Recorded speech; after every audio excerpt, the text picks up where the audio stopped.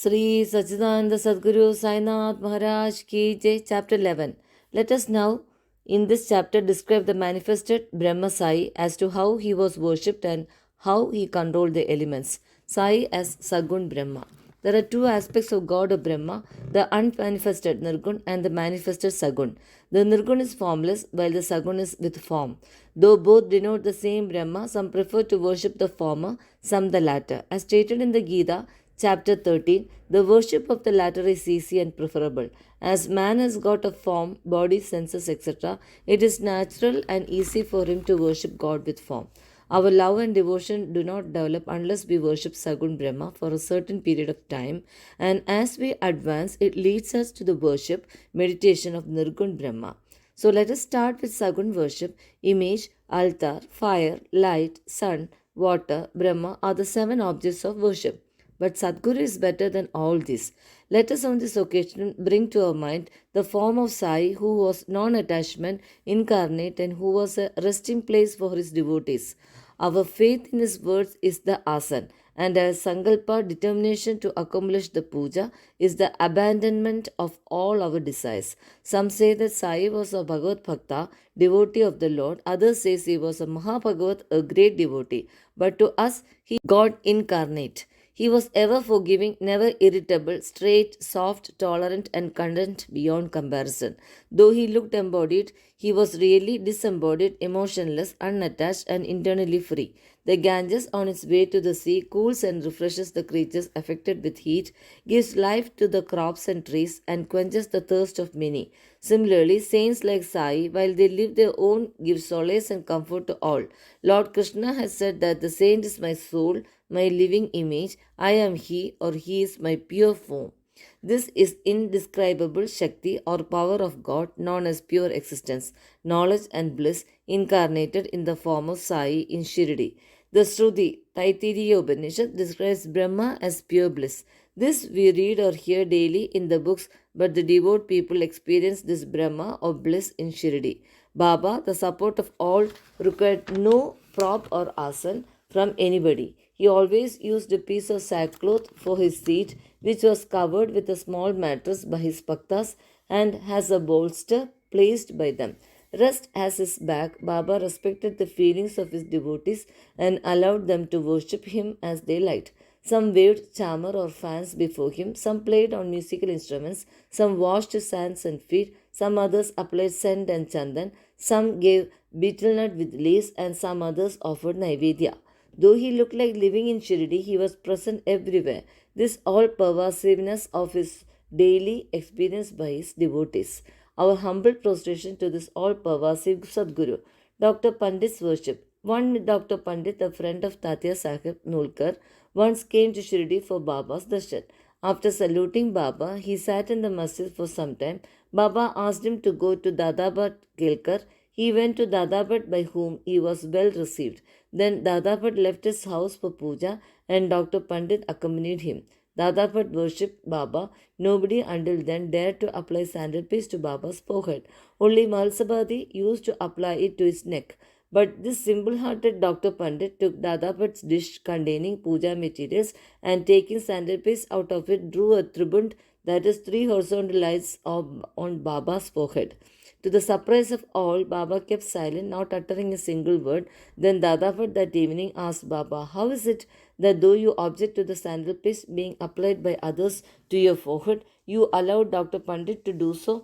Baba replied that Dr. Pandit believed him to be the same as his guru, Raghunath Maharaj of Dobeshwar, known as Kaka Puranik, and he applied the paste to his forehead as he was doing to his guru. Hence, he could not object. On inquiry, Dr. Pandit told Dadabhat that he took Baba as his guru Kaka Puranik and realized him as the same, hence he marked the tribund on Baba's forehead as he did on his guru.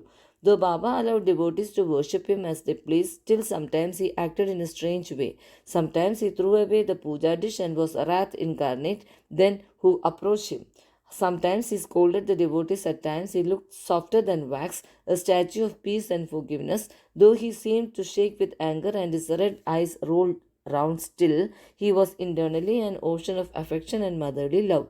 He could call out his devotees and say that he never knew when he was ever angry with them.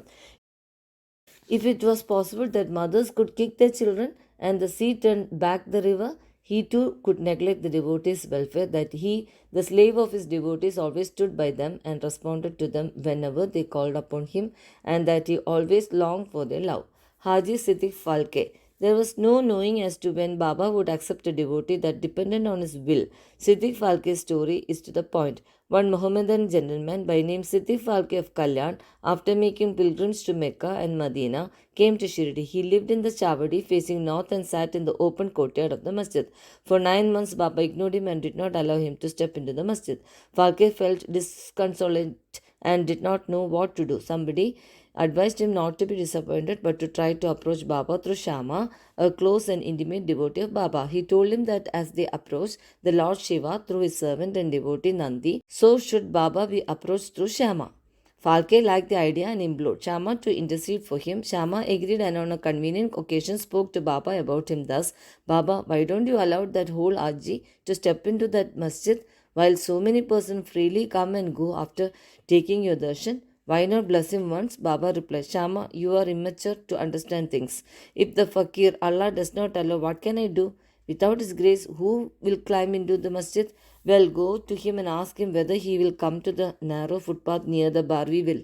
Shama went and returned with an affirmative answer. Again, Baba said to Shama, ask him whether he is willing to pay me the sum of rupees 40,000 in 4 installments. Shama went and returned with the answer that he was willing to pay even 40 lakhs. Again, Baba said to Shama, we are going to cut a goat in the masjid, so ask him whether he would like to have its meat, haunch, or testicles of the goat. Shama returned with the answer that the Haji would be happy to receive a small crumb from Baba's kolamba mud pot. Hearing this, Baba got excited and with his hands threw away the earthen jars and kolamba and straightway advanced to the Haji and lifting his kafni up in arms said, why do you brag and pose yourself as an old Haji? Do you read Quran like this? You are proud of your pilgrimage to Mecca, but you do not know me. By being thus scolded, the Haji was confounded. Baba then went back to the masjid, purchased a basket of mangoes and sent them to the Haji. Then again Baba went to Haji and taking out rupees 55 from his pocket gave them in Haji's hand. Thenceforth Baba loved the Haji, invited him for meals, and the Haji thereafter came into the masjid whenever he liked. Baba gave him at times some rupees and thus the Haji was enrolled in Baba's darbar. Baba's control over the elements. We shall close this chapter after describing two incidents showing Baba's control over the elements. Once, at evening time, there was a terrible storm at Shirdi. The sky was overcast with thick black clouds. Winds began to blow with great force.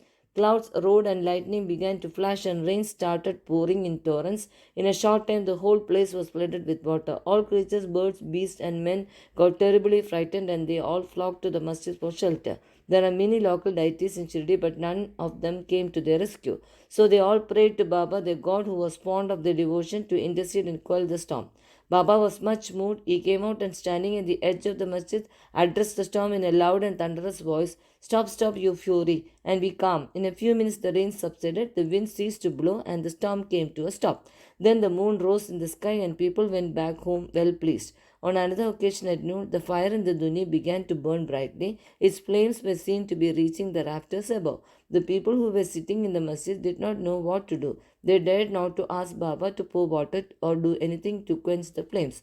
But Baba soon came to realize what was happening. He took up his sakka, short stick, and dashed it against a pillar in front, saying, get down, be calm. At each stroke of the satka, the flames began to slow down, and in a few minutes the duni became calm and normal. This is our Sai, an incarnation of God. He will bless any man who will prostrate and surrender himself to him. Who will read the stories of this chapter daily with faith and devotion will soon be free from all calamities. Not only this, but always attached and devoted to Sai.